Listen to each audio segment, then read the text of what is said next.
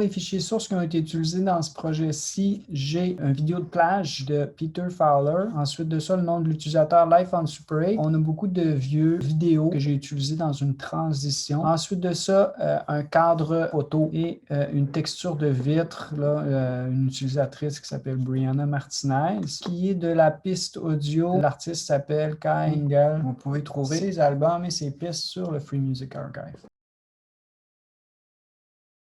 C'est un gros projet dans lequel on s'embarque. Je reprends à zéro avec vous en me créant des nouvelles compositions. La première composition que je vais faire avec vous, je l'ai appelée cadre 2. Ça va être la partie où est-ce que le cadre et la vidéo fixe vont être combinés. Je vais aller chercher mes éléments que j'ai besoin. Premièrement, la vidéo. Ensuite de ça, je vais aller chercher mon cadre qui a besoin d'être ajusté au niveau de la taille et de la position. Je vais juste repositionner à l'œil comme ça. J'aimerais que ça devienne une fenêtre pour me montrer la vidéo qui est en dessous ici. Pour commencer, avant de créer mon masque, c'est de figer la vidéo. Donc, cette vidéo-là, quand c'est dans le cadre, je ne veux pas que ça bouge. Donc, je vais aller dans Calque, Temps, puis je vais dire geler l'image. Je vais remettre mon cadre visible ici. Pour créer des masques, je vais me servir des outils vectoriels. Vous avez la case dans laquelle je trouve le rectangle arrondi, outil ellipse, polygone, étoile. Tout ça, ça peut servir à faire des masques. Les outils de plume aussi vont nous servir à faire des masques. Ce qu'il faut faire très attention lorsque vous créez des masques, c'est d'être cliqué sur le calque sur lequel vous voulez créer le masque. Si je suis cliqué sur aucun calque, ce qui va se produire, c'est que je vais dessiner une forme. C'est pas ce que je veux faire.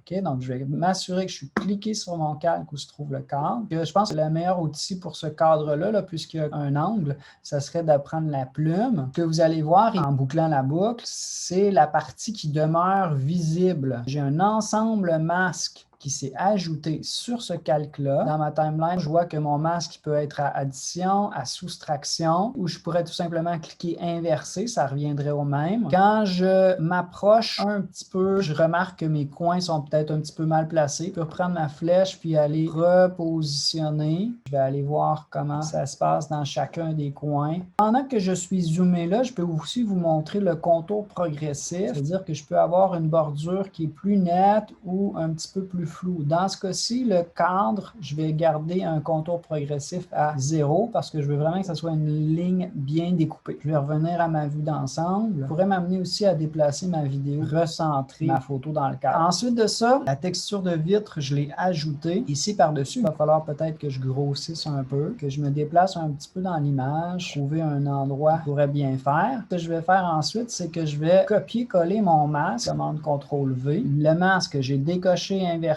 pour que ça devienne l'intérieur du rectangle. Je vais redimensionner le masque. Comment je vais faire pour faire ça? Je vais aller sur le cadre du masque. Si jamais vous ne voyez pas le cadre du masque, l'affichage dans le bas de la fenêtre composition. Donc, je peux cliquer pour activer, désactiver ça. Une fois que vous le voyez bien, je vais faire clic-clic sur un des coins, puis vous allez voir un cadre de transformation pour mon masque. Positionner au bon endroit. Je pourrais peut-être lui mettre un petit contour progressif pour faire un mélange entre cette texture-là puis l'image qui se trouve en dessous. On va se servir des modes de fusion. Donc, la colonne des modes de fusion devrait être tout de suite à côté du titre du calque. Mais si jamais vous ne voyez pas la colonne des modes de fusion, ici dans la timeline, je vais faire un clic droit, cliquer pour cocher. Donc, dans les modes de fusion, je vais aller choisir d'éclaircir et ensuite peut-être baisser l'opacité un peu. Là, ça ne fait pas une énorme différence, mais ce que je réussis à faire avec cette technique-là, si on se rapproche un peu, c'est donner l'idée d'un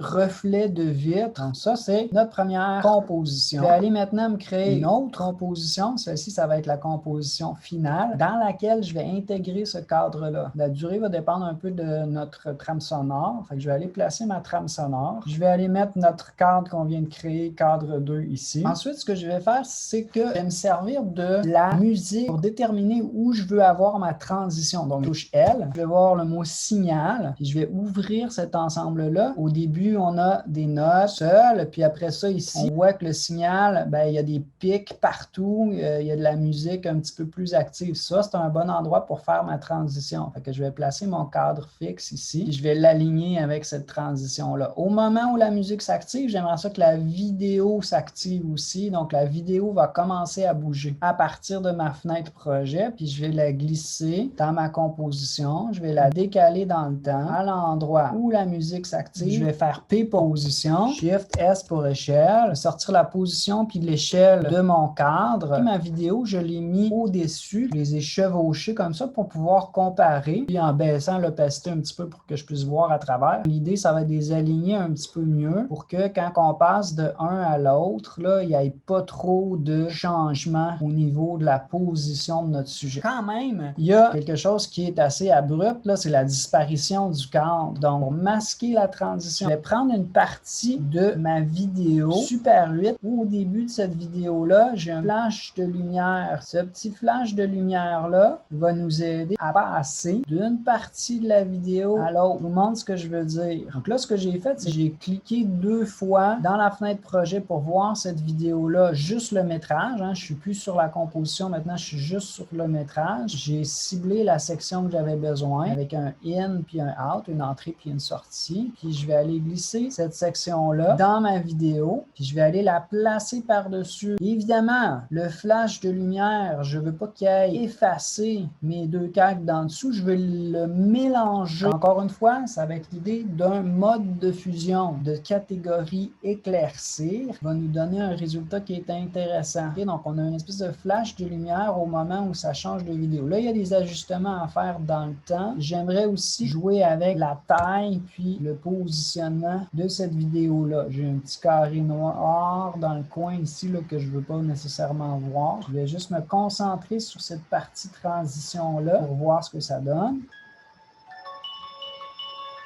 OK, fait que ça nous a aidé un peu à masquer le passage du cadre à l'image en mouvement. Puis, ça donne un look qui peut être intéressant pour une transition. Ensuite de ça, ce que je veux faire, c'est que je veux traiter la vidéo pour lui donner un look un petit peu plus intéressant. Ma vidéo, pour le moment, elle est bien, mais l'idée de mon vidéo, c'est un peu, bon, quelqu'un rêve à ses souvenirs, quelque chose comme ça. Donc, je vais donner un look un petit peu plus de rêve. Ce que je vais faire, c'est que je vais me créer un calque d'effets, calque nouveau. Je vais aller choisir un calque d'effets. Un calque d'effets, c'est juste un calque vide sur lequel je vais rajouter des effets. Ça va servir à affecter les calques qui sont en dessous. Je clique là-dessus. Je vais aller l'ajuster pour qu'il soit placé directement au-dessus de ma vidéo puis qu'il soit de la même durée. Sur ce calque d'effet-là, ce que je vais faire, c'est que je vais rajouter un flou qui s'appelle encadré accéléré. Je vais augmenter le rayon de flou. Après avoir fait ça, ce que je vais faire, c'est que je vais changer le mode de fusion de ce calque d'effet-là à incrustation. Avec le mode de fusion, incrustation ou overlay, c'est une recette. Les contrastes sont plus marqués. On a une espèce d'effet un peu halo par-dessus mon image. OK, dans ma version finale, j'ai fait d'autres petits réglages pour donner une teinte un peu rosée au ciel. J'ai joué un peu avec l'éclairage. Ça ressemble un petit peu à ça, là, un petit effet de vignettage aussi. Mais je n'irai pas dans tous ces détails-là. Là. Je vais juste y aller rapidement avec la petite recette du mode de fusion. Pour finir notre composition, ce que je vais faire, c'est que je vais rajouter un titre.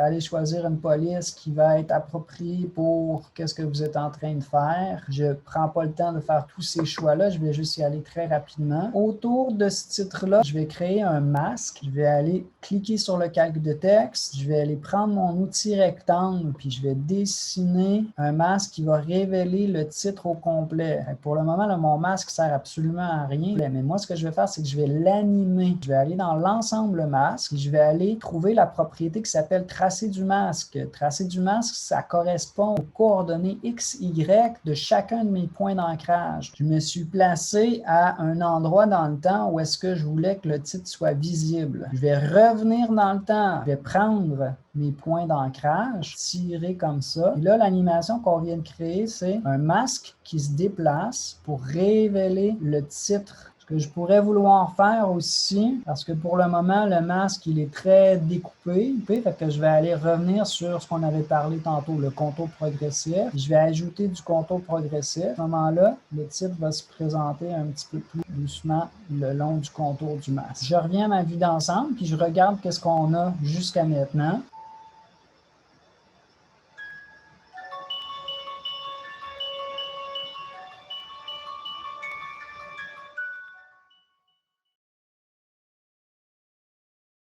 Si ça vous intéresse de le faire, vous pouvez aller finaliser ou vous servir de ces techniques-là pour faire votre propre projet.